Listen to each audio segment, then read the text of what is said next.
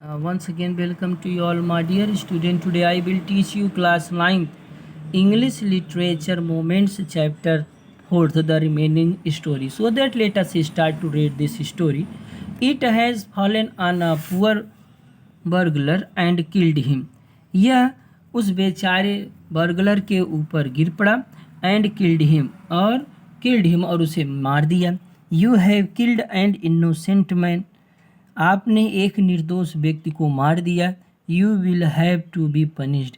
इसलिए आपको दंड दिया जाएगा. राजा ने उस ओल्ड वुमेन से कहा कि आपके कारण जो है ब्रिकलेयर दीवार को कमज़ोर बना दिया, इसलिए जो बर्गलर था वो मारा गया. और बर्गलर के मरने का कारण अब तुम हो रही हो, क्योंकि तुम उस गली में बार बार आई गई, जिससे ब्रिकलेयर का जो एकाग्रता था वो भंग हो गया. She thought for a minute and said. She thought the old woman concern for a minute and said. वह कुछ समय सोची और बोली, माई लॉर्ड वेट, इंतजार कीजिए. I know now why I was walking up and down the street.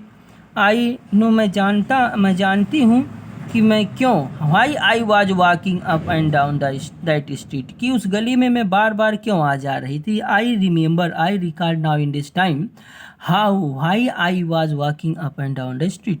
I had given some gold to the gold Smith.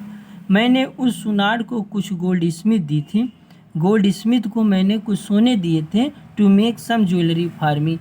तो jewellery को बनाने के लिए, फॉर मी मेरे लिए, तो मेरे लिए ज्वेलरी बनाने के लिए मैंने उस सुनार को कुछ सोने दिए थे. He was a lazy scoundrel. He was a very lazy person. He made so many excuses. उसने कई बार एक्सक्यूज मांगा. He asked me again and again. Said he would give it now and he would give it then and so on all day. वो पूरे दिन मुझे दौड़ाता रहा. वह अभी देने की बात करता रहा, लेकिन वह मुझे पूरे दिन जो है दौड़ाया, फिर भी उसने मुझे जो है मेरा आभूषण नहीं दिया. He made me walk up and down to his house a dozen times. उसने मुझे अपने घर लगभग दर्जनों बार बुलाया.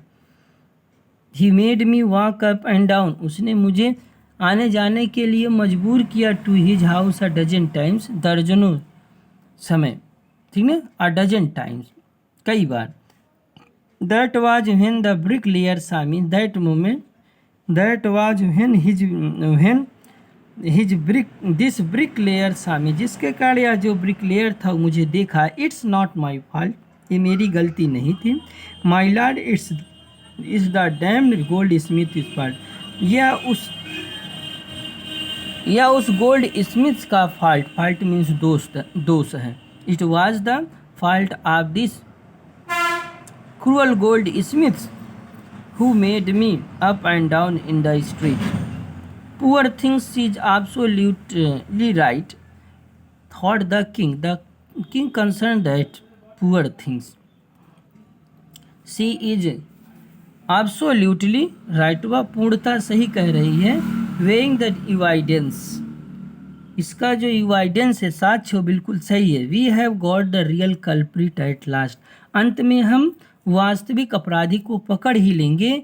Gate the goldsmith wherever he is hiding at once. At once means immediately. Get the goldsmith wherever he hiding himself. जहाँ कहीं पर वह अपने आप को छुपाया हो गोल्ड स्मिथ, उसको लेकर तुरंत आइए. The king's bailiffs search for the goldsmith who was hiding in a corner of his shop. In the corner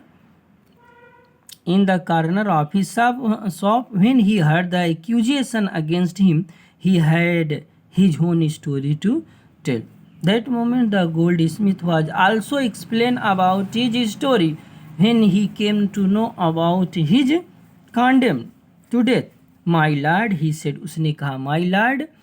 He said means goldsmith ने कहा, मेरे स्वामी, I am a poor goldsmith. It's true I made this dancer come many times to my door. यह सही है कि मैंने इस नृत्यांगना को बार बार अपने दरवाजे पर कई बार बुलाया. I gave her excuse because I could not finish making her jewellery before, क्योंकि मैं उसकी ज्वेलरी को बना नहीं पाया, इसीलिए मैं उसको बार बार बुला रहा था। Before I finish the rich merchant's order, क्योंकि मुझे उस धनवान मर्चेंट्स मीन्स व्यापारी की आदेश का पालन करना था।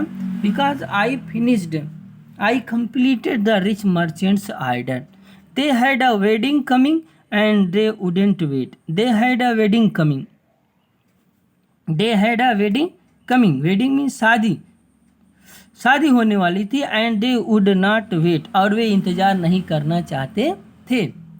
You know how impatience rich men were, आप जान सकते हैं कि वे लोग कितने अधैर्य लोग थे।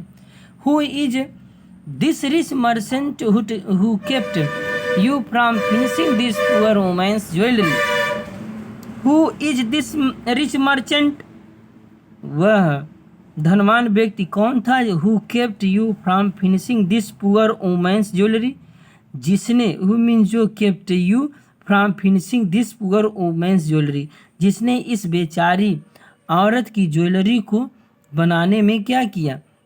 अवरोध उत्पन्न किया। Who did not, who kept you from finishing this poor women's jewellery made her walk and down, जिसने इस औरत की ज्वेलरी को कंप्लीट करने के लिए आप उसे बार बार आपके दुकान पर आने के लिए मजबूर किया। और which distracted this bricklayer, which distracted means distracted this bricklayer, जिसने इस ब्रिक लेयर की एकाग्रता को भंग किया, distracted. Which made a mess of this wall so that he made this wall so very weak, जिसने कि इस दीवार को बहुत ही कमज़ोर बना दिया।